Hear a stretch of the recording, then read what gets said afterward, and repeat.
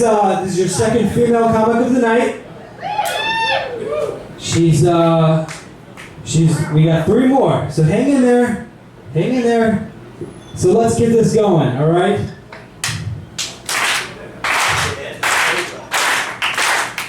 Give it up for Melanie Rasnic.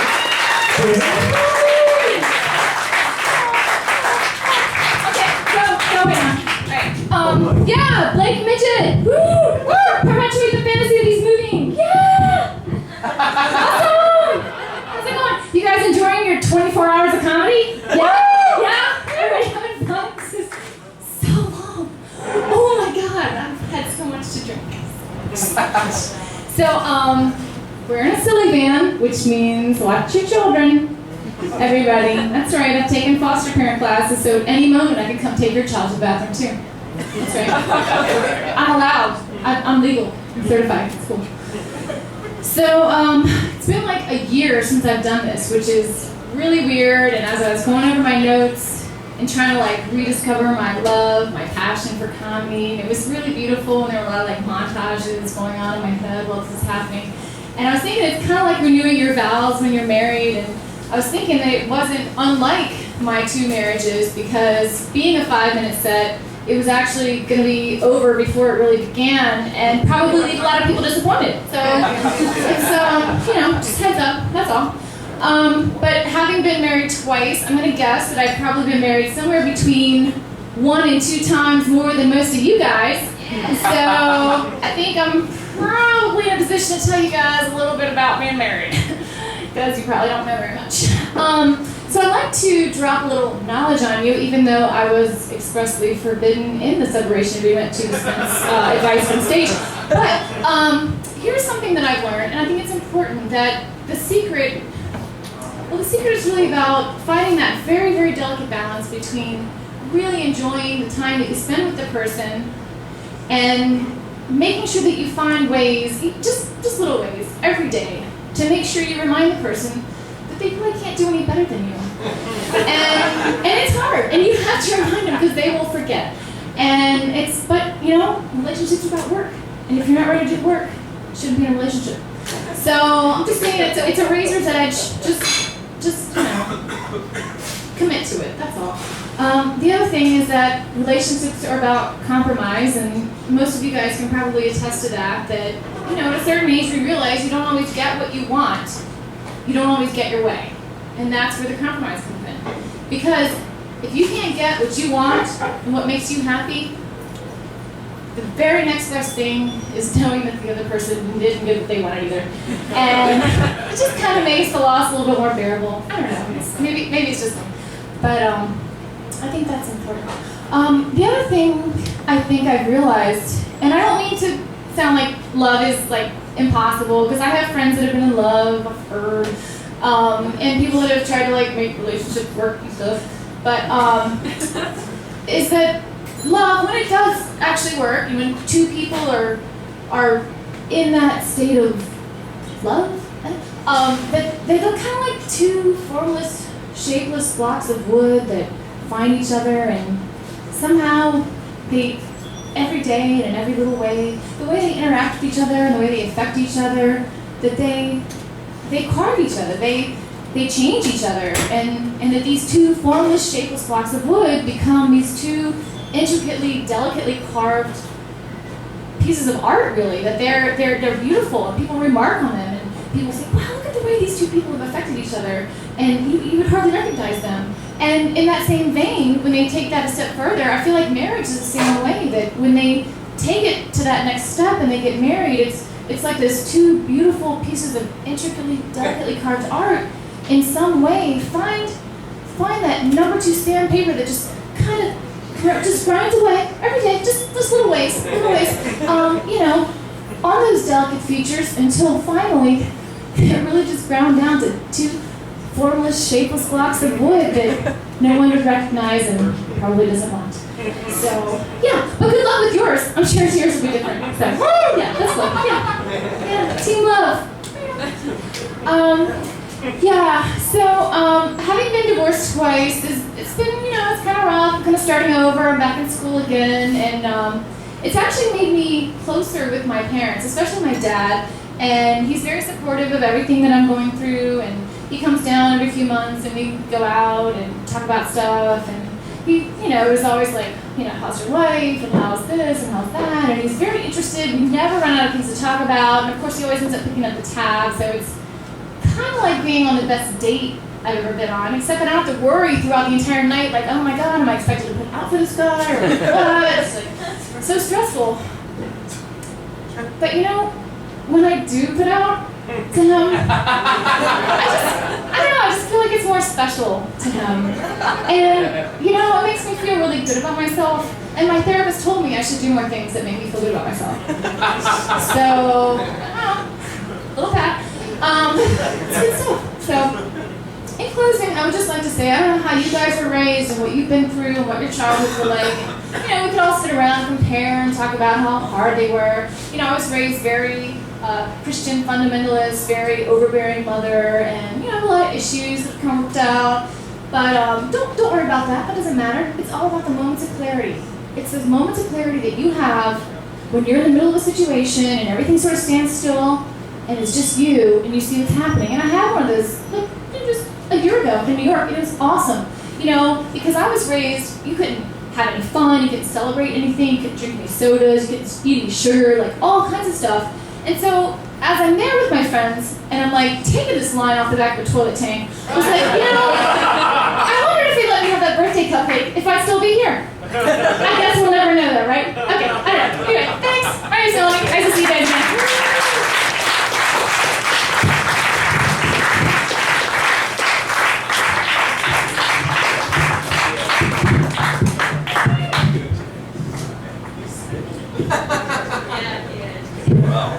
I wouldn't quite say love because I don't really believe in love. But if you need any help studying.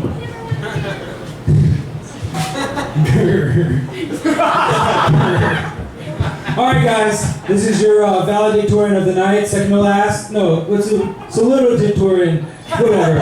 Alright, very funny guy. He just wanted the funny bone. Give it up for Roy Rogers.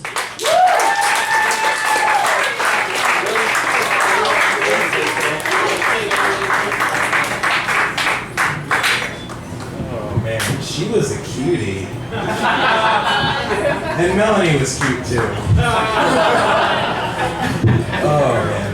Thank you guys for staying tonight. I know it's been a long night of comedy and I do appreciate it. I don't know what I'm gonna talk about. Do you guys like impressions at all? Yeah?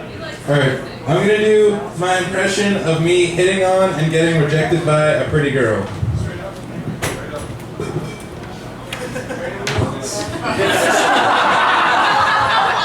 Why are you covering your face? Do you think I'm gonna hit on you?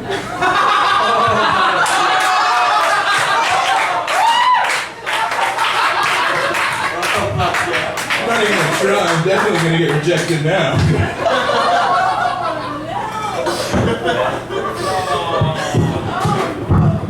I apologize.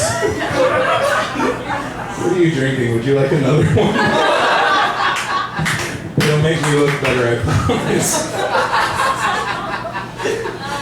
Oh man, earlier today I went to Walmart because I needed a new pair of jeans, and I'm a stylish motherfucker, and I'm thinking, hey, they haven't changed their styles in like 10 years, so why not? And I was looking through like their bookshelf of jeans, and I realized that they had every other size but the specific size that I needed. And this was very depressing because I realized that I was right in Walmart's wheelhouse. I don't think you understand. I am the exact same size as every other Walmart customer. After discovering this, I went home and ate an entire sheet of cake. Because then maybe they'd have my size. Oh man. As a comedian, like I want to pursue comedy for a living, and as eventually I'm gonna need like headshots. And I realize I'm not a very good-looking guy, but I'm just gonna get a fat chick on Facebook to take my picture because they have found it. I'm pretty sure if I give her 30 minutes, she's gonna find the exact angle that's gonna make me look like Bradley Cooper. I am gonna look banging. This is going well. So I'm not a very good dresser. I don't dress, hey sometimes. I don't dress very well, except for tonight. I wore my skinny jeans. I don't think it's working. However, eventually, like every now and then, I like to spend 3 hours getting ready before I go out for the evening. And on one particular evening, I looked amazing. I mean, I was fine. Go out to the club, the girls are checking me out, they're all in their gaggles, they're pointing, they're going, oh my God, look at that guy, look at him. And I'm thinking to myself, I'm gonna go talk to these girls, but first I'm gonna check my hair, because that's very important, I hear. And as I'm walking to the bathroom, this guy stops me and he's like, sup dog, you ballin'. Thanks man, you're ballin' as well. He's like, no, dog. You ballin'. And he walks away. I head into the bathroom, and I'm looking at myself in the mirror, and I'm like, God damn, he's right. I am ballin'. So I tuck it back into my pants, and I get the fuck out of there, because that's embarrassing. That's embarrassing. You can't talk to a girl after she's seen your nut.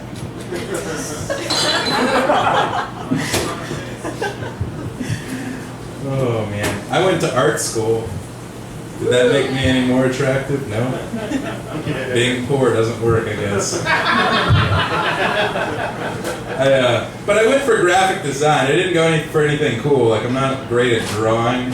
I really wish I could sculpt. Like if I could work in marble and create these gorgeous works of art, I totally would. But I wouldn't do, like, famous people or Davids or anything like that. I'd make something horribly sexually explicit. Because they'd be so well done, people would have to regard them as high works of art. I can see my opening now. Have you seen the new Rogers piece? It's exquisite. Really? It looks like a guy shitting on a girl's chest. Exquisite. It's the most highbrow shitting on a chest joke you're gonna hear all night, folks. Oh man. I went to Quiznos one day, and I thought there were only 3 people in the store. The cute girl behind the counter, the soccer mom in front of me in line, and myself. But I was wrong. There happened to be another cute girl that worked there, and she came out from the back and kissed the other cute girl behind the counter. And it wasn't like a kiss on the cheek or anything. They were full-on les making out. And this was awesome. I mean, really awesome. The soccer mom in front of me turns around and she's disgusted. We should call the manager. This is disgusting. What is...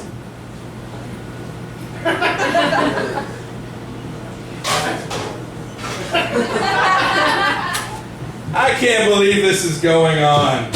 I know, I can't believe it either. I usually have to pay for this. Come on, laugh a little bit, would you? Just a little? It's not that funny. I know. I'll leave you guys with this. It's not very funny, but I got a DUI last summer. But it wasn't my fault. Alright? I was at a bar with my buddy Monty, and he turns to me and says, hey, let's drink some tequila. And I'm thinking to myself, hey, I like to black out. The next thing I remember, we're driving down the interstate. Now, I'm not sure, but I think we got pulled over because we were driving on the shoulder, doing about 5 miles an hour. To be fair, though, that's as fast as his wheelchair would go. Yeah. I think I got the DUI, though, because I was sitting in his lap, blowing in the straw that makes the chair go. I I saw the flashing lights and I'm thinking to myself, quick, turn on the flux capacitor. We gotta get this bitch up to 88 miles an hour. Go back in time before you were paralyzed. Because that was obviously the problem. Hey, I'm Roy Rogers. Have a good night.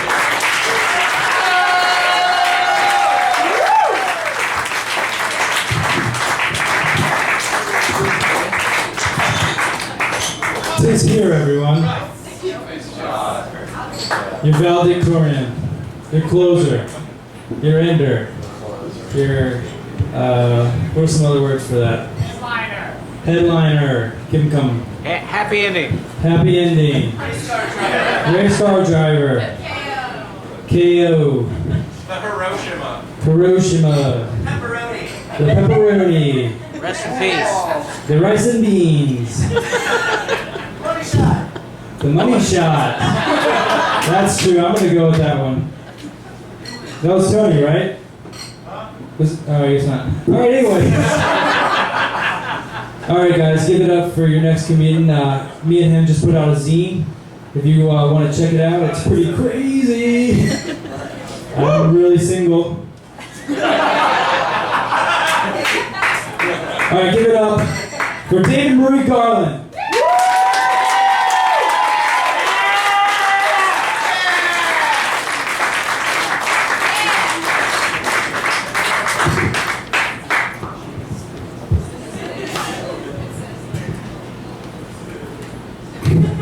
So yesterday was the 4th of July. And this is the top 10 things that people have said to me.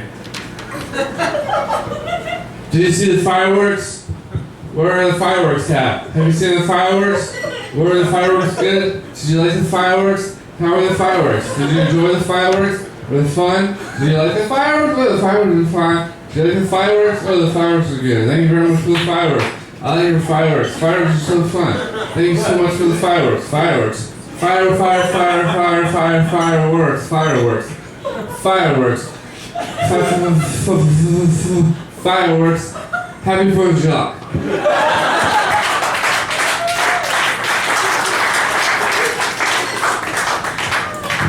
So I hate a lot of things. I hate so many things that you can fill the Grand Canyon 10 times with the amount of things that I hate. Because I hate a lot of things, so to fill the Grand Canyon 10 times because I hate that much, a lot. The one thing I really dislike is butterflies on girls' feet tattooed. I don't like that. And people will be like, oh, well, why should we not get things that you don't like? Because we like them. And it's like, well, maybe you shouldn't get it, because I don't like it. It's only fair to me that you would not get a butterfly tattooed on your foot, because I don't like it. And that probably matters to you a lot.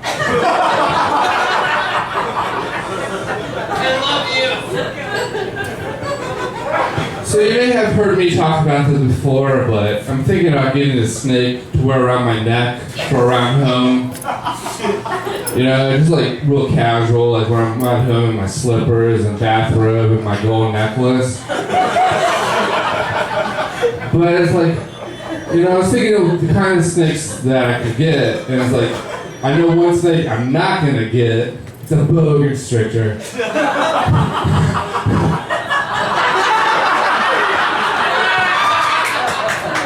Because if you kill me, it wrap around my neck and constrict, because that's what they do. And it would just be really embarrassing to die by a boa constrictor. Am I right? Like, how embarrassing would it be to die by a snake around your neck? Am I right?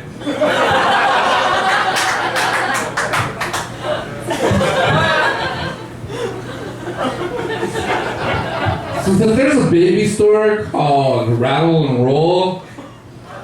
They left out the shake part, which is a good thing because you don't want to call your baby store Shake, Rattle, and Roll, because shaking a baby is #1 cause of death for babies, next to AIDS.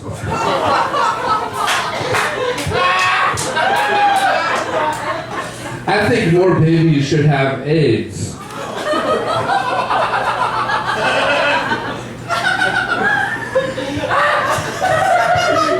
So last night, I was hanging out with a murderer.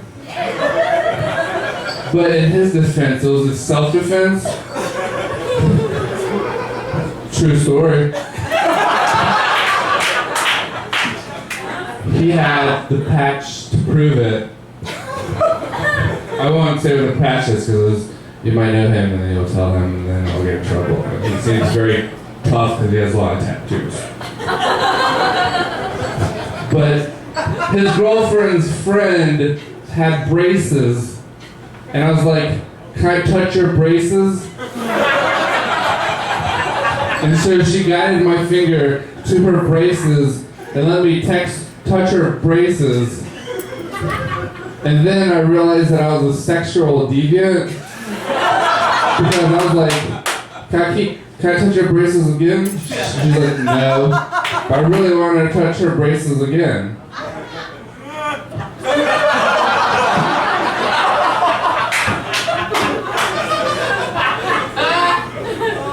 I really hate new country music.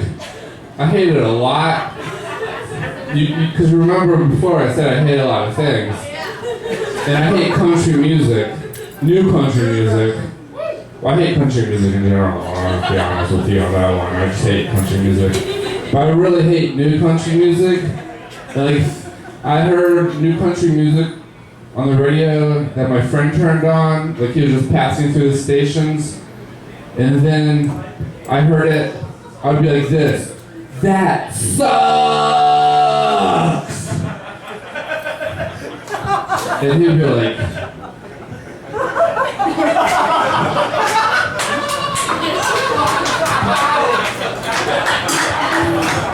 you guys, I'm Irish.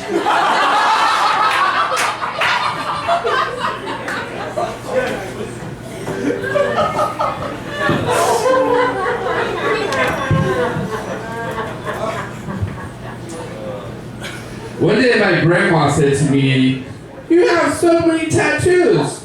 And I was like, Grandma, I don't have any tattoos.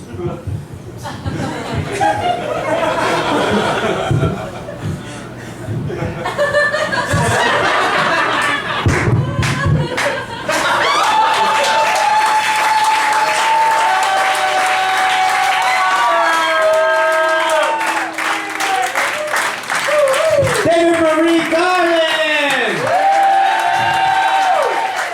John Reaves! You! Thank you so much for being here. We're going to be back in 2 weeks. Hopefully you all can make it. July 19th. Oh yeah. Tony!